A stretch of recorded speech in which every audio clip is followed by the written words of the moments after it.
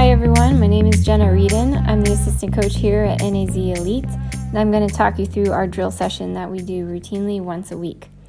We typically start with an easy recovery run ranging from 6 to 10 miles.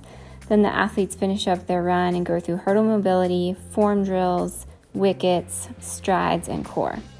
The first drill you see here is your basic step over. We've made it slightly more challenging by holding a med ball overhead. Everything we do today starts with posture.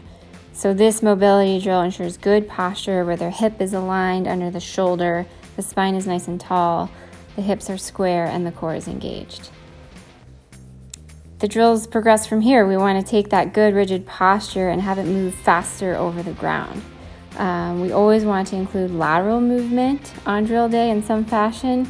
You know, as distance runners, we spend most of our time moving in a frontal plane, so we can't ignore the muscles and tendons that allow our body to move laterally as well. These next drill coming up, the alternating lead leg walkovers, definitely force you to engage your core and your glutes while you're walking over the hurdles. These hurdles are 24 inches tall, about 6 inches shorter than your typical hurdle that you would see at a track. We decided to shorten the hurdles a bit as to not sacrifice technique. We're choosing to do the drill correctly instead of force anything over a hurdle that might be too high. This backwards walkover is a great drill to engage the glute first and work on core stability. Okay, so now that our hips are loose and firing with the proper motor patterns, we're going to move on to form drills. The first few drills, as you will see, are a series of dynamic stretching. Relax, skip, and side shuffle continue to loosen us up and get us ready to move more quickly in the future. Same with walking knee to chest, walking quad stretch, and hamstring scoop. Remember, we're pulling posture into everything we do, and that includes dynamic stretching. So you can see they're staying nice and tall and rigid in the dynamic stretching drills as well. So the first dynamic form drill we do is called ankle bounces. You'll see that coming up here in a second. We want the full foot to contact the ground, and we want that ground reaction force to propel us vertically. So the movement forward is just from momentum alone. Same with ankling, which is the next drill. The posture is tall, the ankle and foot are landing underneath the hips, and the toes are pointed up towards the shin in a dorsiflex position. Then we progress to A-skip, which is a running specific position where we are highly in tune with posture, and every angle we create is at 90 degrees. B-skip is a progression of A-skip with a slight extension of the hamstring and quick landing under the hips. And finally, we move to fast leg cycle, which is the full movement of the running cycle. Now we move on to wickets. We take everything we learn, those postural drills, and we put them to motion.